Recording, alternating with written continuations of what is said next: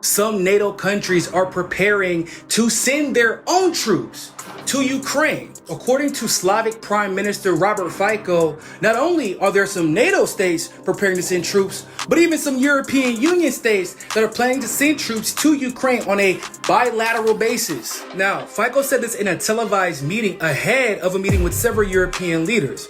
And it's important to know that he probably has some authority on this issue because Slovakia is a NATO state, even though Fico himself has actually opposed Ukrainian military intervention by way of NATO and the European Union. I just don't understand why this is even being discussed or considered. So if Russia just started a whole war with Ukraine because they wanted to make it clear that they have a problem with the potential for Ukraine to violate the Minsk agreement and join NATO, why would you then use a bunch of NATO countries to send their military to piss Russia off even further? Now, when you couple that with the fact that the US military has been saber rattling, saying that they're preparing right now actively to go to war with China, it makes you wonder, are they going to Ukraine to assist Ukraine or to set up shop? Because everybody knows the only reason the United States is involved with Ukraine is so that Ukraine could be a friendly country in case the United States and NATO powers had to set up shop in order to go to war with whom?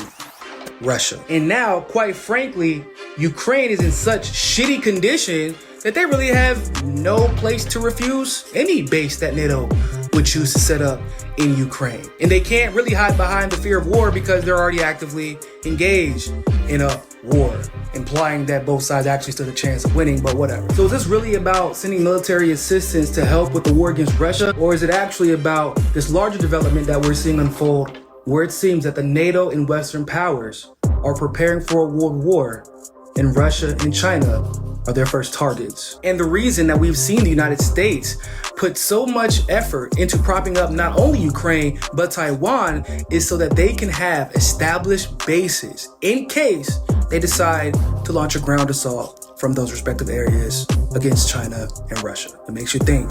It doesn't look good.